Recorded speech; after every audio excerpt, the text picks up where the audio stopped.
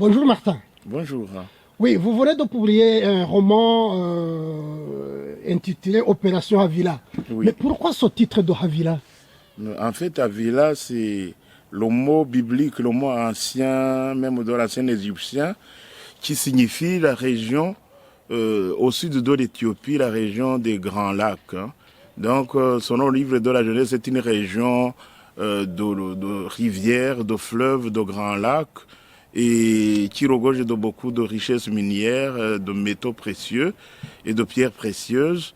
Et il s'est avéré que c'est la région des Grands Lacs. Et alors, dans le livre aussi, vous mentionnez que les grandes puissances s'intéressent à cette région de Havila outre mesure.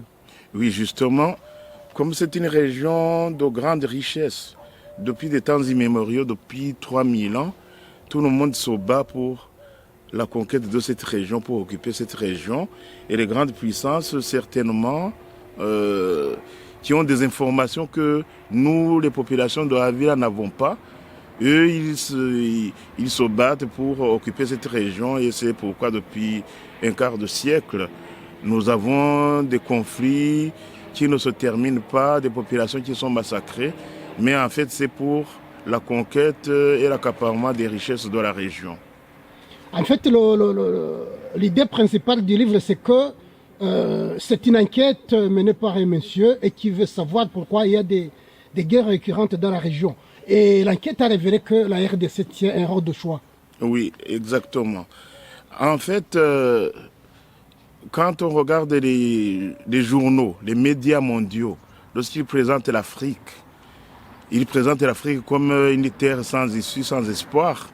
Mais lorsqu'on regarde la réalité, on voit que les grandes puissances se battent pour aller en Afrique, que toutes les richesses viennent d'Afrique en fait, mais les Africains ne le savent pas. Les Africains eux-mêmes ne le savent pas. Et c'est pourquoi donc il y a ces conflits, parce que les Africains, ils ont l'impression de se battre entre eux, pour eux-mêmes, mais en réalité, ils sont manipulés. Il y a des gens qui sont derrière le rideau et qui tirent les ficelles. Et les Africains, ils croient qu'ils ont des problèmes entre eux alors que ils se battent pour quelqu'un d'autre. Ce sont des proxys donc, qui se battent pour d'autres puissances dont souvent ils ignorent les motivations.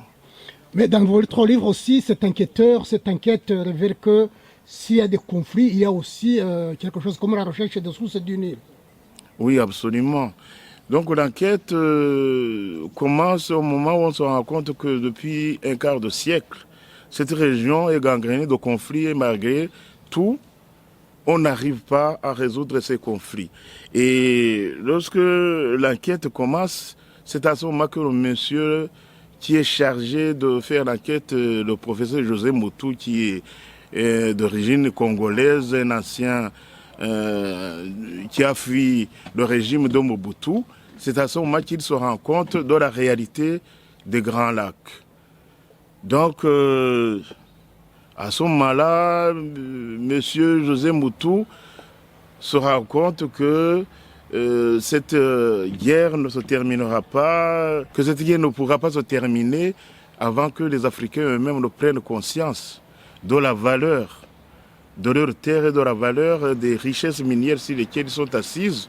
Et le point névralgique de la région, bien sûr, qui a été appelé en d'autres temps le scandale géologique, c'est la République démocratique du Congo, qui constitue le point névralgique de la terre de Havila.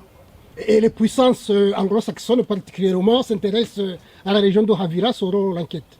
Oui, selon l'enquête, il est apparu que la région en fait était sous influence française depuis un certain moment, mais depuis la fin de la guerre froide, la fin de la guerre froide, les puissances anglo-saxonnes se sont rendues compte qu'ils n'avaient plus d'ennemis en face. Il n'y avait plus l'Union soviétique en face et ils se sont donné pour objectif maintenant de chasser de la région les Français et de s'occuper des richesses de la région. Et c'est pourquoi l'influence française est allée en dépérissant en même temps que l'influence des puissances anglo-saxonnes augmentée. Et c'est donc les puissances anglo-saxonnes maintenant qui tiennent le haut du pavé et qui occupent la région et qui tirent les ficelles en fait.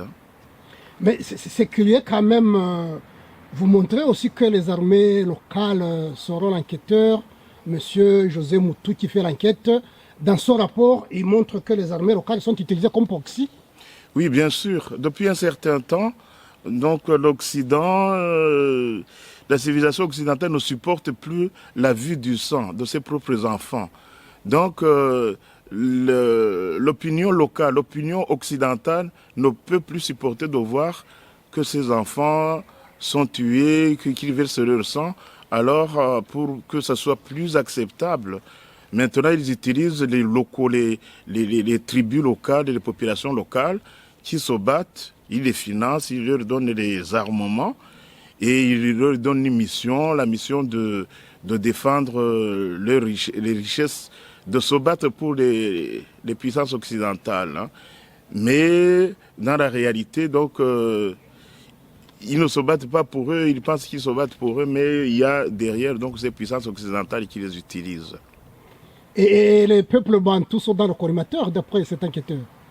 Oui, bien sûr, parce que les peuples bantous, c'est eux qui peuplent la région des Grands Lacs. C'est eux qui peuplent la République démocratique du Congo, ou du moins c'est la majorité de la population. Et comme c'est la région la plus peuplée d'Afrique, donc les puissances anglo-saxonnes considèrent cette population bantoue comme une population prolifique. Et bientôt, lorsqu'il y aura une guerre pour le partage des richesses de la terre, des richesses comme l'eau, comme les minerais, comme la nourriture, ils pensent que ces populations peuvent disparaître pourvu que les richesses restent. En fait, c'est un conflit malthusien où il apparaît que la majorité de la population peut être exterminée pourvu que ces puissances soient maîtres du terrain. En fait, c'est comme disait Vorster, l'ancien premier ministre d'Afrique du Sud, il disait que l'Afrique, sans les Africains, ça serait un paradis. Il disait donc que si l'Afrique pouvait être là sans Africains, ça serait l'idéal. Et apparemment, c'est ce qui est en train de se faire sous nos yeux. Mais vous parlez aussi, et l'enquêteur l'a prouvé, que certains peuples de la région se réclament d'ascendance juive. Oui, effectivement, il y a depuis l'histoire des Falachas dans les années 80 et l'opération Moïse qui a rapatrié les Falachas d'Éthiopie vers la terre d'Israël, il y a beaucoup de peuples africains qui se réclament d'une ascendance juive, notamment les Abayuda d'Ouganda, et en ce qui concerne la région des Grands Lacs, il y a les Imatutsi de la région des Grands Lacs qui se réclament d'ascendance juive. Mais apparemment, donc, cette réclamation n'a aucun fondement, dans la mesure où tous les Noirs, selon donc le même livre de la Genèse que je vous ai cité et d'autres écrits, tous les Noirs descendent de Cham. Cham, donc c'est l'ancêtre de tous les Noirs, tandis que les Juifs descendent de Sem. Et entre les descendants de Cham et les descendants de Sem, c'est des peuples différents. Donc même dès le départ, ça se voit que ce n'est pas la même population.